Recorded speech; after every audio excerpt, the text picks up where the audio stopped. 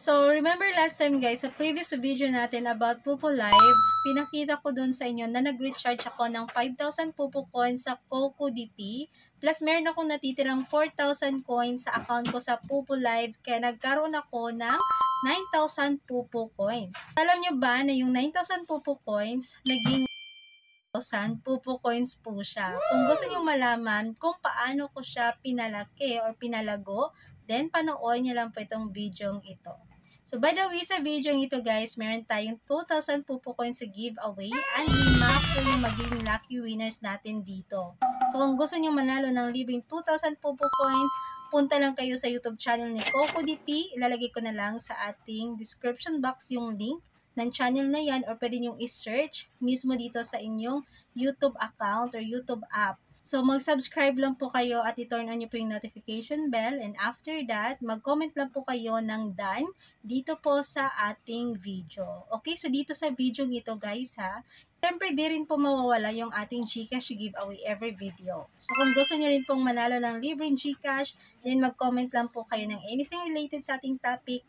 And of course, meron tayong additional 20 pesos GCash. Hanapin nyo lang po yung hidden word na makikita nyo dito mismo sa ating video.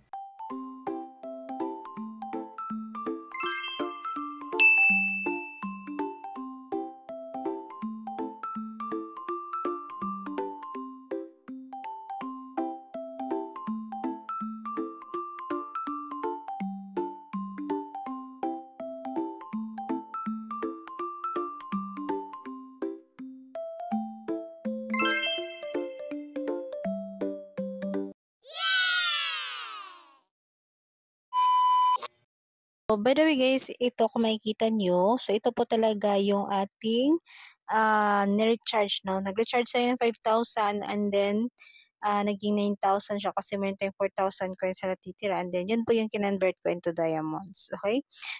So, ito yung history guys ng pagbili natin sa CocoDP. So, bumili tayo ng 5,000 Pupo coins at nakakalaga po siya ng 34.03 cents. So, dito po talaga ako sa CocoDP bumibili ng Pupo coins every time na kailangan ko ng coins. Dahil dito, for me, mas convenient talaga kasi ikaw na mismo yung magpa-process ng order. So, hindi mo na kailangan na mag-chat pa sa seller every time na bibili ka. And yung kagandahan pa dito, 24/7 po sila open. So, anytime, pwede kang bumili dito ng Pupo coins.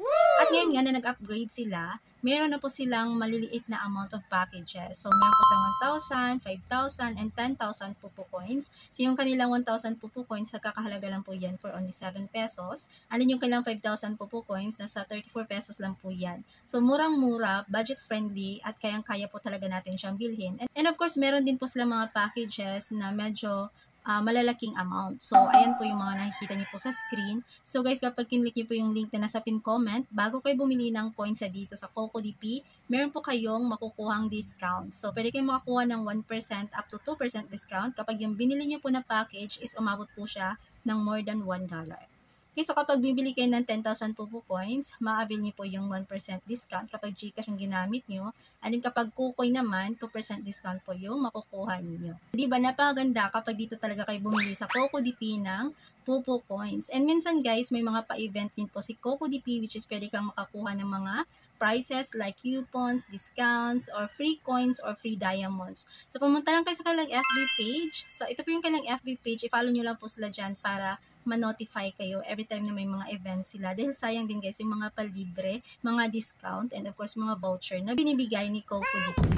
So ayun lang guys, kapag gusto nyo bumili ng coins dito sa CocoDP, i-click nyo na lang po yung link na nasa pin comment para ma-avail nyo rin po yung discounted price. So, ayun guys, hindi ko na-record yung pag-convert ko ng ating 9,000 coins kanina. So, nakapaglaro na rin ako. So, ito na po yung ating balance. Naging 40,000 diamonds na nga po siya. So, nanalo na tayo dito kanina sa New Fishing Era. And then, bumalik lang ako dito para maglaro ulit dahil medyo nakukulangan ako. And, try ko pa rin dahil baka manalo pa tayo ulit dito. So, ito guys, nag-start lang tayo dito sa 9,000 diamonds. At ngayon nasa 40,000 plus na nga po. So, kapag naglaro ka dito sa New Fishing Era, tapos maliit lang po yung coins nyo. So, ayun guys, nakakuha pala tayo ng ano. So, itatap lang natin yan. So, tingnan natin kung magkano yung bonus natin dito sa Captain Shark. Okay, so maliit lang. Okay, so 5,000. So, okay na rin yun. So, meron na tayong 50,000. So, di ba, napakadali lang. So, yung advice ko sa inyo, ay nakakuha pa pala tayo, guys. So, another 5,000. So, yun, kapag maliit lang po yung balance niyo dito, katulad ko kanina, 9,000 lang ako nag-start.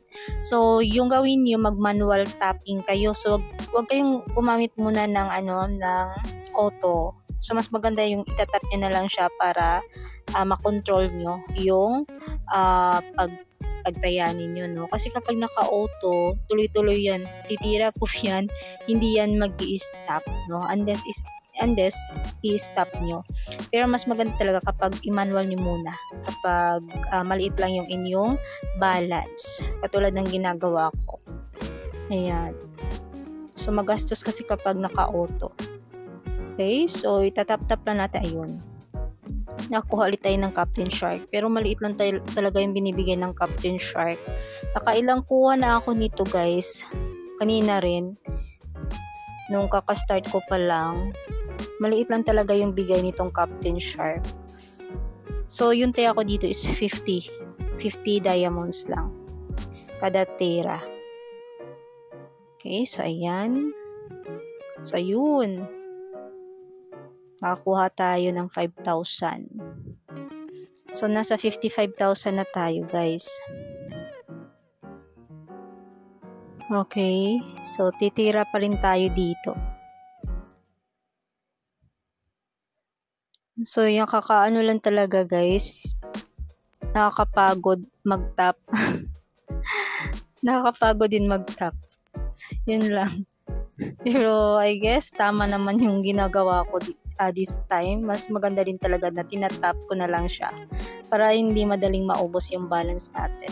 So, since medyo laki na rin yung 50k diamond, so nag-change na tayo ng bet or taya. Nasa 100 na, guys, yung taya ko dito.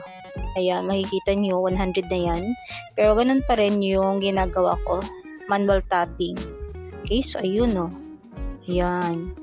So, nakakuha tayo ng 5,000. Ayan pa. Uy. So, nasa timing lang din to, guys, no? Timingan lang. Ayan. Ito rin, kanina pa to. Ayaw niyang lakihan. Isa lang talaga yung binibigay. Nakailang kuha na rin ako ng spin eh. Wala. Ayaw din magbigay. So, nasa na tayo? 79,000 diamonds. So, diba? Biruin nyo yung 9,000 coins. Umabot na siya ng ganito. So, meron nga ako nabasa ang comment last time. So, bumili siya ng 1,000 Popo coins sa Coco DP.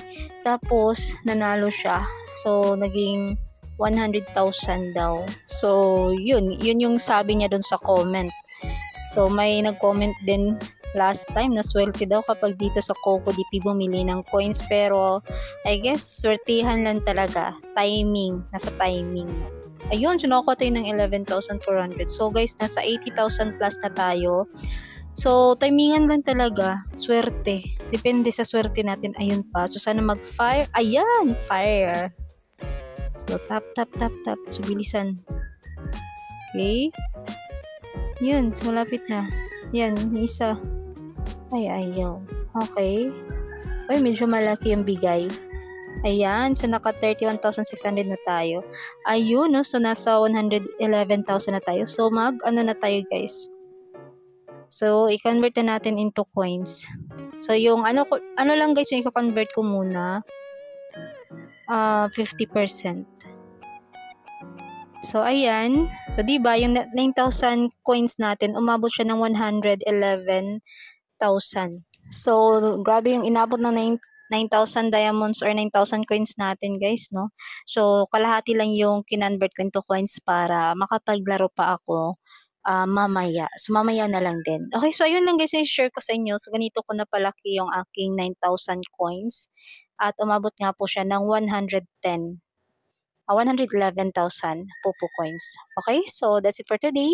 Again, kung na-enjoy nyo itong video natin, guys, then don't forget to like this video and then subscribe ka na rin kung hindi ka pa nakapag-subscribe. So again, maraming salamat and see you next time. Thank you for watching.